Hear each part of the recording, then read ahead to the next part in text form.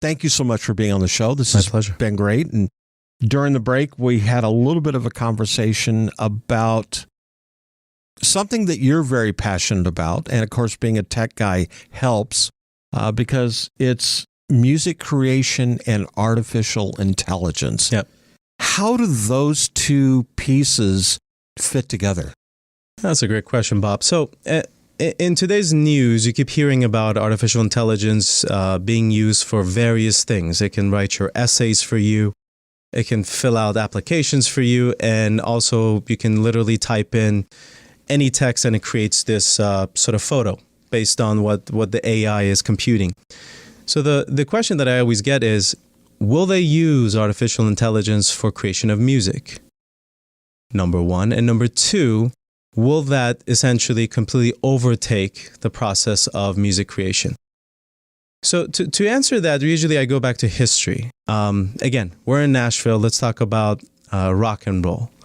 So when you take a look at the history of rock and roll really is the love child of that Mississippi Delta music that has very much its roots in the African American slaves that were brought to the United States. And they brought with them not only music, but they also brought with them a very important instrument, which was the banjo. The banjo is from Africa.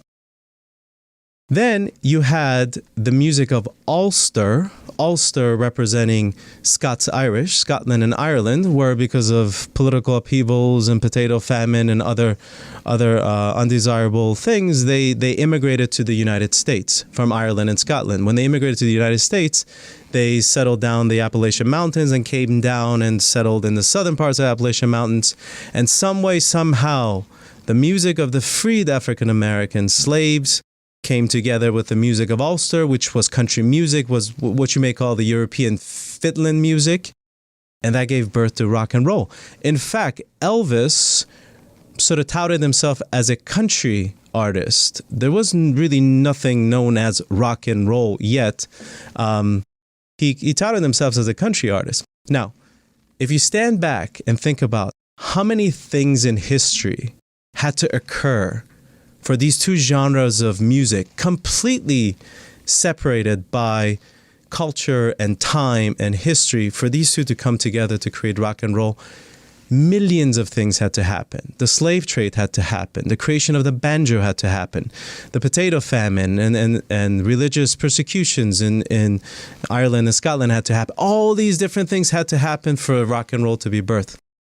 Now imagine if we use the power of artificial intelligence to potentially simulate the creation of new forms of music. Not just simulations of maybe 5 or 10 different genres. Imagine simulations of thousands of potential combinations of different music. That's the power of artificial intelligence. It's not going to usurp the creation of music, because I always say that art, which encompasses music, art comes from the human emotion. It comes from our pain, our suffering, our love, our highs, our lows. That's where true great art comes from. It'll never usurp it. However, it could be a very powerful tool. Imagine the creation of instruments with the use of artificial intelligence where we never thought possible. The combination of, let's say we take the guitar as we know it and combine it with an instrument in indigenous Australia. What if that creates a sound that we never thought possible, right? Because in order for that to happen, you would either have to have the indigenous people get exposed to the American guitar, or the American guitar getting exposed to the indigenous instrument. So that's the exciting part of artificial intelligence, which is, where can it take us into these uncharted territories and uncharted waters that we never thought possible? And rock and roll is a great example. Is this something that Fender's looking at? Is that something you can talk about? I think everybody in the music world as a whole is discussing it. I think that musical instruments and sort of the music industry is usually takes the approach that they stand by and just observe to kind of see where the tech goes. And when it settles, we sort of go in and see what works for us and what doesn't work for us. It's always top of mind, any form of technology, whether it's AI or the metaverse and such. But there's a lot to be figured out with artificial intelligence. But the one thing that I must say, and I always reiterate this to folks who have questions about artificial intelligence, the growth of AI is not linear.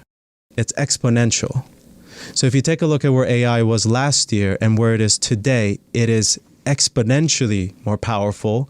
And where it's going to be 1 year from now is going to be even exponentially more powerful than it is today. That's the exciting part. But once creators get their hands on tools that they can create the new sounds or the new instruments and the new genres of music we never thought possible, I think that's really exciting. So let me ask you this. Do you feel that technology is ahead of creativity, or is creativity ahead of technology? Or are they pretty much on parallel tracks at this point, if that makes sense to you? I think creativity is the backbone of technology. I would argue that you would not have Silicon Valley without rock and roll. It wouldn't exist. You would not have Apple computers without Steve Jobs absolutely loving the music of Bob Dylan and other rock and roll stars at the time. It's the backbone of technology. Creativity is a very powerful tool that we have as humans. And I think I would argue that as a country, it's our competitive advantage is creativity, which is why most of the innovations and the technological advancements of the world all come from the United States. Do you think mankind is still catching up to technology? I think all the tech that's possible exists in the world. We're just discovering it little by little. Right, I think it's already there. We're just stumbling upon it. Yeah, it's just waiting to be discovered. 100%. Absolutely.